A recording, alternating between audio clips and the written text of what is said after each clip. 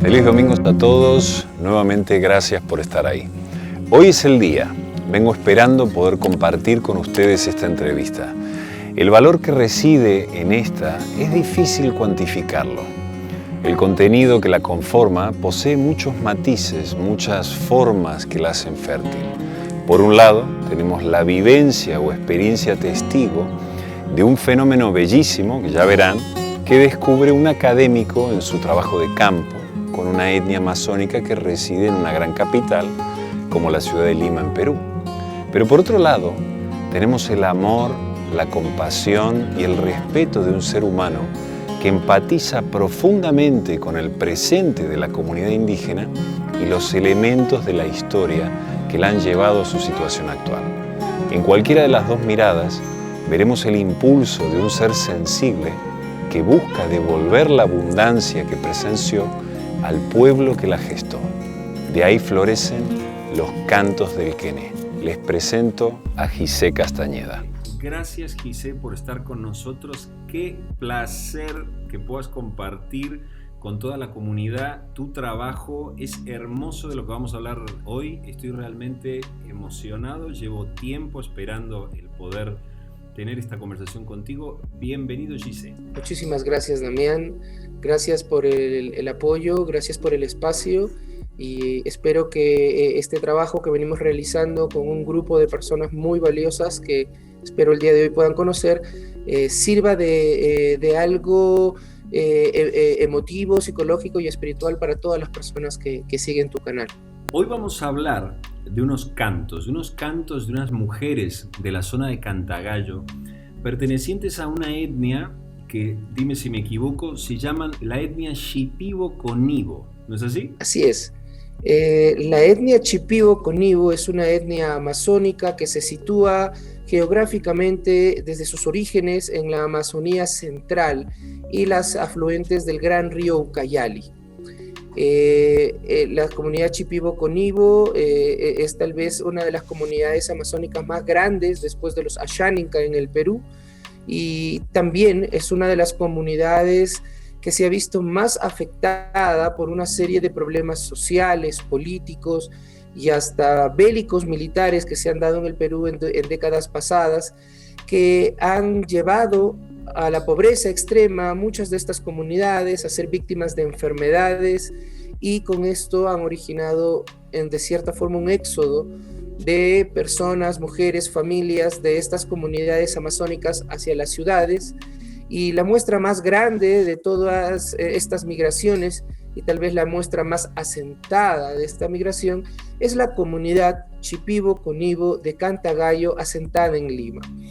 Esta comunidad es muy particular, es única en el Perú en el sentido de que es la única comunidad nativa con sus tradiciones intactas, enclaustrada en el medio de una urbe como la ciudad de Lima, que tiene más de 11 millones de habitantes. Entonces sí, hablamos de los Shipibo-Conibo, pero en este caso de las mujeres Shipibo-Conibo que vinieron hace 25 años de la selva hacia otra selva, que es la selva de cemento en Lima, y se establecieron al lado de un río que es el río Rima. ¿El río Ucayali es un afluente del Amazonas? Exactamente. Dentro de la mitología Shipibo-Conibo, el ser mitológico principal es Ronin, o la gran serpiente. Esta gran serpiente es justamente el río principal, que es el río Ucayali, que con sus pequeñas afluentes hacen los caminos que ellos recorren y conocen de memoria prácticamente desde el vientre de sus madres, ¿no? Gisé, ¿puedes contarnos por qué tuvieron que emigrar? ¿Cuáles fueron las causas? Nombraste alguna de las causas allí militares, pero realmente por qué tuvieron que irse? ¿Y por qué llegaron a Lima? ¿Cuáles son las causas? Mira, voy a ser sintético, pero las causas fueron muchas y son diversas y se dan por lo menos hace 100 años. Una de las causas más graves y que originó violaciones de derechos humanos y asesinatos de comunidades enteras fue la época del caucho. ¿no? Posterior a la época del caucho, muchas comunidades nativas decidieron autoaislarse y otras definitivamente mestizarse, y en este proceso muchas comunidades como los Shipibo Conibo decidieron quedarse en la Amazonía, quedarse en el río Ucayali. Si bien tienen asentamientos en otras partes de la selva, estos asentamientos son reubicaciones dadas por el Estado porque fueron víctimas del conflicto armado interno entre Sendero Luminoso, el Movimiento Revolucionario Tupac Amaru, grupos terroristas, contra el Estado peruano, quienes se fueron a la Amazonía y esclavizaron muchas etnias, entre ellos los Ashaninkas, los Shipibo, y esto originó un éxodo de comunidades hacia la sierra, hacia las ciudades, y también originó una mixtura, porque ya el amazónico se mixturaba con el andino, con el costeño. Entonces ha sido un proceso largo, y ahora, bueno, no solamente es el Sendero Luminoso, sino que en estos últimos 10 o 20 años es el asesinato sistemático de defensores forestales y de los que defienden el medio ambiente en la Amazonía. Es decir, las comunidades nativas han sido amenazadas y son amenazadas, si no por lo menos hace 200 años, de manera ininterrumpida, lo que ha originado muchos problemas sociales, pero también ha originado muchas potencialidades, en el sentido de que hoy en día las comunidades Shipibo Conibo asentadas en las ciudades autogestionan a través de su cultura y la producción cultural, como artesanías, textiles, murales, pinturas, un sistema económico que hace prevalecer su idioma, su vestimenta, sus tradiciones alimentarias, sus festividades, sin estar ajenos a lo que los rodea, que es Lima o las ciudades, ¿no? Y en medio de todas estas fortalezas que han aparecido está el empoderamiento de las mujeres como cabeza de familia, porque los hombres son más susceptibles a salir a buscar trabajo a las ciudades y a, por decirlo, volverse más citadinos, ¿no? No así las mujeres, y no así la educación que parte en el pueblo Shipibo Conibo de las mujeres hacia los niños. Y hoy vamos a poner en la lupa parte de ese misterio o alguna de esas fortalezas de las que hablas. Eres historiador del arte y especialista en iconografía. Para que la gente pueda tener un poco la idea de qué significa este concepto, qué es la iconografía y qué persigue su estudio. Mira, la iconografía es parte de las ciencias históricas o las ciencias sociales que se encarga del análisis de las formas o figuras que están plasmadas en objetos diversos y que tienen una connotación simbólica y un significado. Eso toma un valor muy importante en el análisis de los pueblos prehispánicos y sudamericanos o amerindios, porque al no haber textos escritos como en los mayas, tal vez, la iconografía se vuelve el texto que narra parte de esta cosmovisión, cosmogonía y cosmología.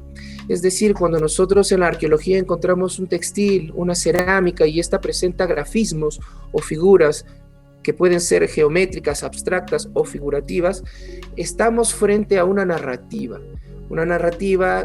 que nos muestra que hay una forma distinta de observar los lados y parámetros del mundo y de la comunicación, y que también nos sitúa dentro de la necesidad comunicativa que tenían estos pueblos en ese entonces. ¿Qué querían decir? ¿Por qué lo decían? ¿Qué importancia tenía para estar en ese objeto y por qué ese objeto aparecía en tal contexto? Entonces, por ejemplo, hay una imagen, hay un señor muy conocido en el mundo que es el señor de Zipán por su tumba. Este señor es el segundo gran hallazgo después de Tutankamón. Y mucho de lo que nosotros imaginábamos que en la cerámica estaba pintada, que formaba parte de la imaginación del artista que pintaba la cerámica, al descubrir esta tumba nos dimos cuenta que todos esos elementos que aparecían en la cerámica estaban en el entierro funerario y que esos personajes eran reales y que se trataba de todo un ritual. A través de estos descubrimientos y de mi formación como historiador del arte, porque no solamente hemos analizado la iconografía de los pueblos prehispánicos, sino también las iglesias medievales, barrocas, etcétera, etcétera, encontré la necesidad de recoger la iconografía o los grafismos o figuras en los objetos artesanales actuales, modernos, para poder en la línea de tiempo analizar cuáles son las herencias de estos grafismos o cuáles han sido las transformaciones que se han dado a lo largo del tiempo y cuáles son las nuevas que han aparecido, ¿no?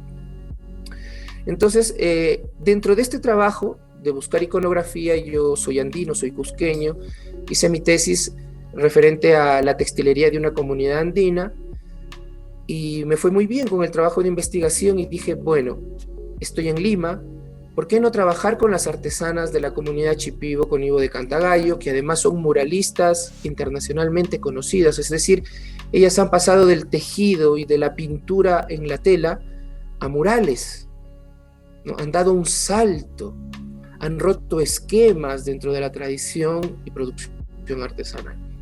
Entonces, cuando llego a la comunidad, fui recibido por la maestra y jefa de la comunidad, Olinda Silvano, quien aceptó la idea de crear un catálogo iconográfico para que se pudiera primero hacer un reconocimiento de autor de estos grafismos, porque se roban mucho los diseños iconográficos de los pueblos nativos en todo el mundo para los grandes diseños.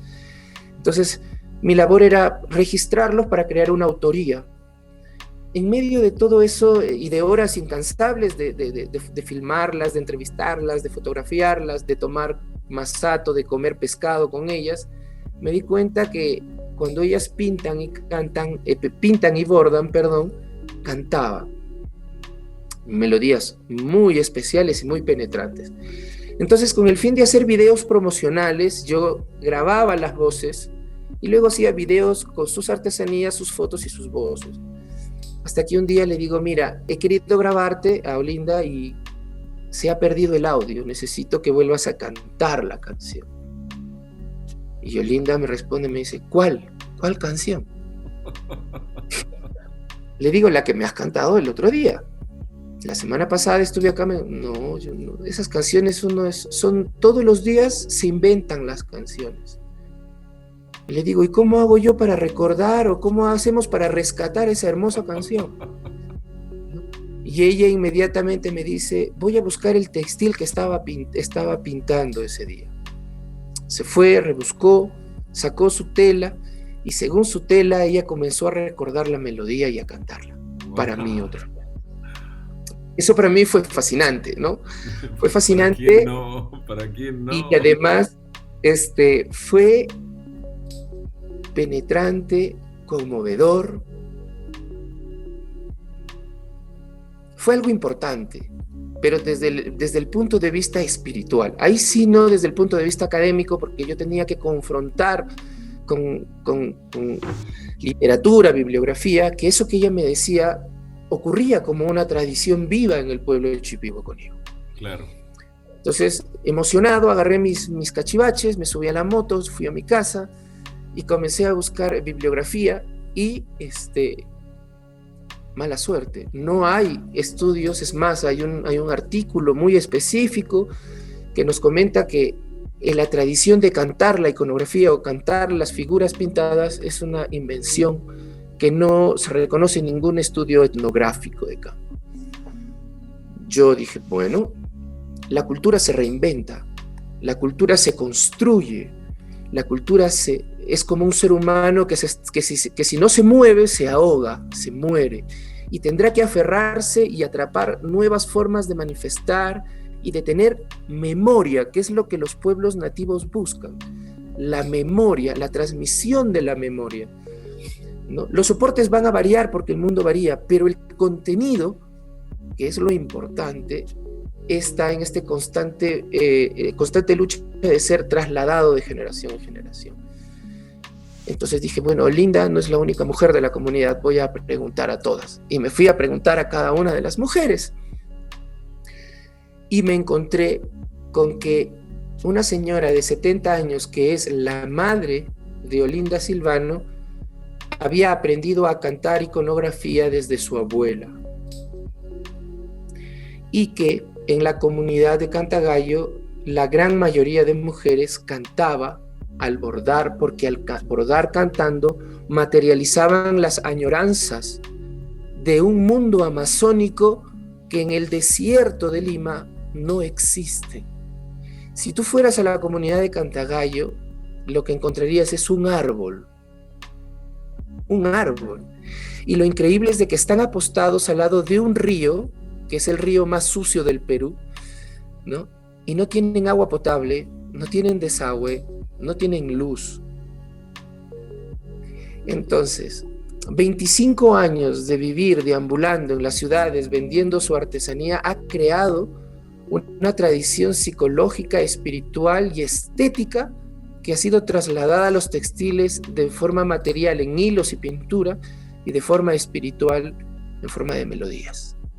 Porque cuando escuchas el disco, todas las canciones hablan de cuando nos juntamos los amigos, cuando viajo por ese río, cuando miro los pájaros, cuando estoy en la chacra, cosas que no tienen en Lima.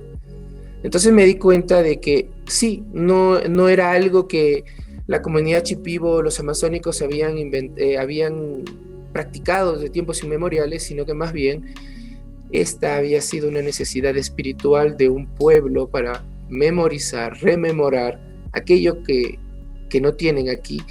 Además, tomando muy en cuenta algo muy valioso, los pueblos amazónicos y en especial los Shipibo Conibo, para ellos la artesanía o el arte tiene poderes mágico-medicinales. Puede servir para curar, para alegrar, como puede servir para matar y para dañar. Todo ello comprende la medicina y la espiritualidad para ellos. Hay un equilibrio. Entonces, cuando vemos su artesanía, es una metodología melódica, armónica de curar sus añoranzas y su pobreza y aquello que siempre va a vivir dentro de ellos, que es la selva, los pájaros, el río, los peces. Ninguno de ellos ha podido regresar. ¿No tienen esa posibilidad de poder ir y volver? Sí, ahora sí, van, vuelven, pero su vida está establecida en Lima porque en Lima están las oportunidades que como muralistas, que como artesanas tienen un espacio que económicamente les es rentable y que en sus pueblos no hay, ¿no? Si tú escuchas las historias de las mujeres, ellas miden su pobreza porque en su narrativa te dicen era tan pobre, que iba donde mi vecina y recogía los restos de sus hilos, les hacía nuditos y con esos hilos anudados tejía mi ropa. Ni siquiera tenía para bordar mi ropa. Eso es una medición de su pobreza, su vestimenta. Entonces, esa necesidad las hizo salir y es con esta ropa, estos tejidos, que ellos encuentran un nivel económico que les permite a 2 generaciones continuas educar y darles oportunidades occidentales o citadinas que no tienen en la Amazonía, y es porque están abandonados, ¿no? Son víctimas de las enfermedades, del abandono, de la pobreza, de la violencia, de los madereros, de los deforestadores, de las mafias. No sé cuánto más podemos pedir que sigan siendo los guardianes del pulmón del mundo en esas circunstancias. Y el señor Gissé fue testigo de un proceso evolutivo que nace de un anhelo profundo de la comunión de ese pueblo con la selva, con su tierra, con la naturaleza. Precioso. La verdad que tengo los pelos de punta, ¿eh? Estoy muy emocionado, ¿eh? Hermoso. Es emocionante porque es la vida real, ¿no? Sales de tu comodidad. Bien, has podido grabar esos cantos, has sido testigo de la función que tienen en relación a estos diseños. Ya hablaremos de este disco, pero ¿qué es el diseño Quené exactamente? ¿Por qué el nombre Quené? La palabra Quené significa diseño y el Quené en realidad es una síntesis geométrica, abstracta y que también puede ser figurativa porque puede imitar la figura literal de un animal o una planta, pero que está relacionada a la representación de elementos de la Amazonía a través de plantas medicinales que le dan un tipo de visión y poder a quien las toma. Si bien las plantas de poder o llamados rao, que son la ayahuasca y el piripiri, son plantas que toman varones y mujeres desde niños, desde su nacimiento. Son las mujeres quienes desarrollan la mayor capacidad creativa compositiva de los diseños. Entonces, cuando el diseño es bordado con hilos sobre una tela, se denomina kewe, pero cuando el diseño es pintado con tintas de cortezas de árboles con barros vírgenes, que le llaman ellos, se llama kené. En el kewe hay un dibujo previo que tú con el hilo vas siguiendo, ¿no? Hay un diseño que tú dibujas y tú con el hilo bordas. En el kené, la inspiración del brazo es como que tomara una vida propia. Es decir, lo que te sale en el dibujo, si no está geométricamente bien hecho, si los patrones, las medidas no están bien hechos, te va a salir un garabato, ¿no? Entonces, en este proceso de concentración para poder hacer de manera sistemática los patrones de las figuras, ellas cantan, encuentran paz espiritual, es como uno cuando vas a su taller, yo soy artesano, pongo música, ¿no? Bueno, ellas cantan. Este proceso de canto les da a ella una conexión con la visión de la planta que sale a través de su brazo hacia el textil. Por eso denominamos el disco Los Cantos del Kené, porque el kené son muchas figuras y los cantos son propias de cada persona que hace el kené, ¿no? Entonces, el kené es una síntesis iconográfica de añoranzas que se transmiten materialmente como una memoria sobre estos textiles. Y por tal, estos textiles y estos cantos son objetos artísticos para sanar. Por eso se le denomina arte curativo o arte para sanar. Entonces, eso es el kené y la relación que tiene con su producción artística. Recientemente has lanzado este disco, Los Cantos del Kené, en donde has logrado grabar a varias de estas mujeres cantando una obra sumamente original, distinto a cualquier cosa creada. Podemos acceder a ella a través de Spotify. ¿Cómo fue ese proceso? ¿Cómo lograste eso? ¿Ellas cómo respondieron a eso? Mira, yo quiero agradecer en tu programa al maravilloso equipo y a mi gran compañero de aventuras y amigo Jorge Obando Manayay, historiador y músico, quien le dije alguna vez, le digo, ¿por qué no vienes a escuchar lo que ellas cantan? Yo estoy haciendo unas entrevistas, ven, acércate. Él vino, las escuchó cantar, ellas hicieron una reunión, escuchamos, cantamos, grabamos, y en medio de esa emoción de haber él como músico estuvo siempre muy de acuerdo de apoyar esto y de musicalizar, darle sonido. Yo no soy músico, ¿no? Entonces, y esto es un disco, y este es el gran valor. Yo lo que he hecho fue sacar parte de una información y motivarlas, que es lo que hace un gestor cultural, pero el trabajo en sí, lo valioso, sonoro, lo materializado de este proyecto lo hizo Jorge Obando Manayay, junto con otros músicos que quisiera por favor nombrar si me permite. Por supuesto, por supuesto. Es un homenaje al agua, que es lo que la comunidad Shipibo-Conibo en Cantagallo no tiene y que es lo que le origina las enfermedades y el mayor sentimiento de pobreza.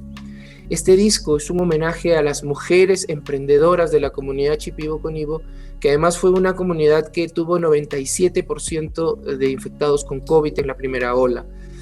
Este disco es un homenaje a la naturaleza, pero también es un homenaje a aquellos músicos que, sin ganar nada, sacrificando su salud, sacrificando su tiempo, su familia, lo dieron todo para este disco. Este disco no sería posible sin ellos. Y han sido todos hombres quienes se han puesto bajo las órdenes de estas damas y bajo las disposiciones de estas señoras para crear este disco, y eso es un gran reto. Quiero agradecer, como te digo, a Jorge Obando Manayay como director y creador musical de todo lo que ustedes oyen. La voz es de las señoras, las melodías, pero el contenido musical y el acompañamiento es todo creatividad de Jorge Obando Manayay, que fue acompañado por Seymour Aguirre Searé como músico y arreglista, Giancarlos Granda como guitarrista, Dimitri Manga Chávez, que fue el músico de instrumentos tradicionales andinos prehispánicos, Miguel Ángel Mesa Paredes en efectos especiales, César Enrique Valdés Ramírez, editor musical y técnico de sonido, Germán Balki en mezcla y máster, y también hacer un agradecimiento muy especial a ONAC Studio, a Rudolf Castro, quien con su equipo maravilloso hizo el diseño gráfico del disco y comprendió la esencia de lo que queríamos transmitir en una imagen, ¿no? Ellos hicieron posible un disco de 8 canciones, donde 8 mujeres que cantaban en intimidad, en soledad, en añoranza, se animaron y animaran para ponerse frente a un micrófono a cantar.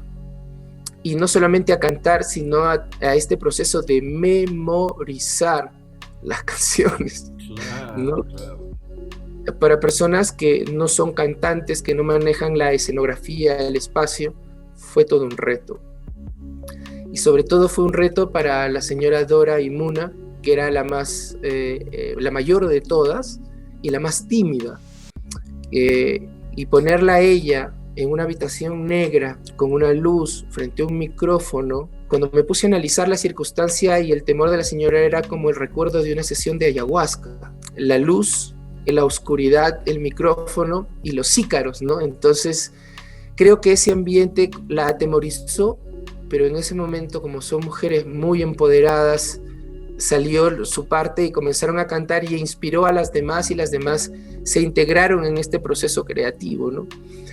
Mira, cuando nosotros grabamos las voces, todavía no había nada de concursos, no había nada del disco, era todo un intento. Vino la pandemia y a todos nos tomó una desilusión, un desasosiego, una angustia. Yo terminé en una parte de la selva central, en la casa de mis suegros, un paraíso que tuve la suerte de compartir con ellos durante los 3 meses más duros de la cuarentena. Y con mi cámara y mis micrófonos en este lugar comenzó a llover y comenzaron a llegar los pájaros y el río sonaba, y comencé a grabar estos audios y se los enviaba a Jorge, y Jorge, encerrado en cuarentena en su casa con su piano, con sus instrumentos, musicalizó una maqueta. Y esta maqueta pegó tan fuerte en mi corazón porque una de las cosas que mi padre compartió cuando nos conocimos a los 18 años fue un cassette de Dan Gibson con Solitudes, y escuchar a Chopin, a Mozart con los rezagos de la música de fondo del mar, las gaviotas. Esa música me acompañó siempre y Jorge entendió y lo aplicó perfecto en la maqueta. Cuando presentamos la maqueta, el Ministerio de Cultura llamó a un concurso para los estímulos económicos. Presentamos la maqueta y entre 120 participantes quedaron 7 elegidos, y entre ellos el proyecto Los Cantos del Quené. Sin este aporte económico, sincero, no hubiera sido posible la creación de este disco. Y yo quiero reconocer, porque siempre, y me incluyo, he sido uno de los más grandes detractores de las instituciones públicas, no solamente en mi país, sino en muchos países. Sin embargo, en esta ocasión, con un gran interés y con un gran equipo por parte del Ministerio de Cultura, recibimos el apoyo económico y la asesoría para poder hacer un disco que no solamente ha salido muy bien, que se está siendo conocido y que ha sido nominado como el mejor disco del año en el Perú por el mejor medio periodístico del Perú, que es El Comercio, sino que además se materializaron una cantidad de discos que se le entregaron a las señoras y que son en total el mismo monto gastado para la producción de este disco. Y este dinero les está sirviendo para mandar a los chicos, no al colegio, sino comprar tablets para poder hacer una escuela y que los chicos sigan estudiando, poder comprar comida, poder ayudar a las personas de su comunidad.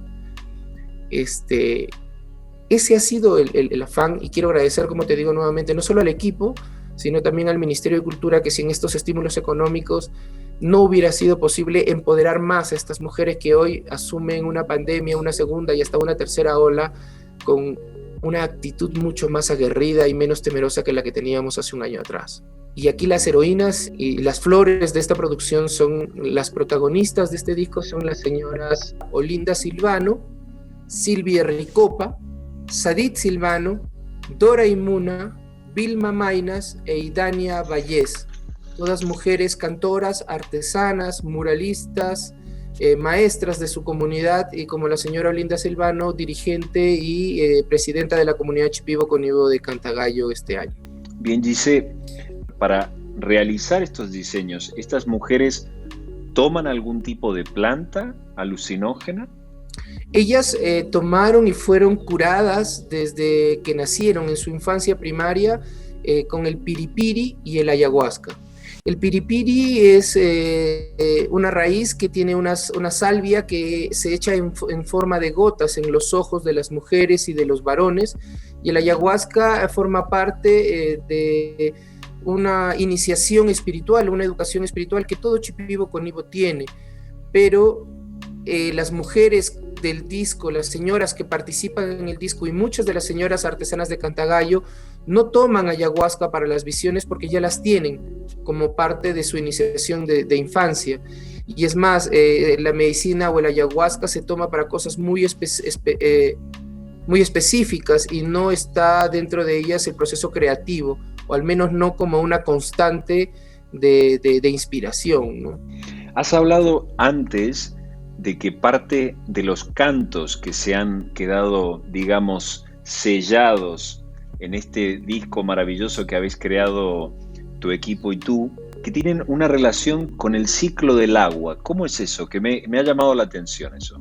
Bien, es un tributo al agua porque hay una, como decirte, es como una ironía de la vida, porque los Shipibo Conibo, al llegar, la comunidad de Cantagallo, al llegar a Lima, se asentó a la orilla del río Rima, que es un río que corta la ciudad de Lima, y siempre con la idea de tener acceso al agua. Sin embargo, hace 25 años que la comunidad Shipibo Conibo está asentada en la ciudad de Lima y no tiene agua, no tiene desagüe, recién han puesto la electricidad. Es casi una metáfora, ¿no? Es increíble porque la primera imagen que tengo cuando llegué a la comunidad Shipibo Conibo por primera vez es un pequeño árbol en el que había un niño trepado mirando la pista, cómo pasaban los carros. Entonces es toda esta añoranza del agua, toda esta añoranza de no poder regar sus plantas, de no tener agua para su aseo personal, de no tener, y a pesar de estar al lado de un río. Y como te decía, la serpiente es el Ronin, la serpiente máxima es el dios que organiza todo su panteón y toda su cosmogonía, el agua, un río. Y es justamente, si tú miras las fotos que te voy a mandar de la comunidad, lo que ves es un desierto con casuchas de madera, con una pista y una ciudad atrás totalmente indiferente a las necesidades de esta comunidad. Entonces los cantos del Quené, si tú también escuchas los sonidos que acompañan este paisaje sonoro de las melodías, tiene que ver con la lluvia, con el pasto mojado, con las cascadas, con los arroyos, que es donde ellas se bañan, se peinan, recogen el agua para cocinar. Es justamente esta añoranza, y en medio de esta añoranza natural, la añoranza cultural de estar en sus pueblos, en sus tierras, en sus canoas, entre sus gentes. Bien, Gise, para las personas que quieran tener acceso a esta preciosa forma de arte que habéis creado tú y tu equipo en los cantos del Quené, ¿cómo podemos llegar a él? Mira, este disco, como todo el arte Shipibo Conibo, es arte para curar, es arte para sanar. Vivimos tiempos donde la espiritualidad, la psicología, la economía y todo lo que circunda la vida humana se ve alterada y movida. Por tal, pueden escucharlo de manera totalmente gratuita en Spotify. Están las 8 canciones como los cantos del Quené. Aquellas personas que puedan y tengan la oportunidad de querer colaborar materialmente con la comunidad pueden adquirir los discos a través de nuestra página, Los Cantos del Quené en Facebook, y si se encuentran en Perú, pueden acercarse al Centro Cultural de la Comunidad Shipibo Conibo de Cantagallo, donde no solamente encontrarán el disco, sino también un hermoso abanico de trabajos y de mantas y de textiles que son también objetos curativos o objetos para la sanación espiritual y mental. También Quisiéramos agradecer si cualquier institución a nivel internacional o grupo quisiera promover un concierto en específico, nosotros estaríamos dispuestos a brindarles el mejor de los conciertos y poder promover siempre en pos de la mejora económica de las señoras directamente y en pos del reconocimiento de este patrimonio que es cultural del Perú, pero también es cultural de la humanidad. Y también quiero agradecer la oportunidad que nos has brindado, Damián, de dar a conocer nuestro trabajo. Muy valioso tu trabajo, ha sido una entrevista profunda, dulce, llena de cosas académicas, pero también de cosas espirituales y estéticas que llenan, hacen que esto sea bien amplio, que sea para todos en todos los aspectos. Muchas gracias, Damián, y te mando un enorme abrazo. No, el que tiene que agradecer soy yo, Gisé. Para mí ha sido muy emocionante escucharte. Me alegro mucho que hayas sido testigo y que hayas funcionado como espejo de algo tan hermoso como los cantos del Quené. Gracias, Gisé. Gracias. Gracias, Gisé, por tu entrega, por tu mirada compasiva que busca el bien del otro desde la acción. Seguiremos ahondando en todo lo que respecta a lo indígena. El domingo que viene lo haremos específicamente sobre el mundo andino, sobre el mundo de los Andes y su mística tan profunda. Hablaremos de centros de poder y su significado y de los fenómenos de las sombras. Sombras que se reproducen en estos centros en momentos muy particulares. No se lo pierdan. Buena semana.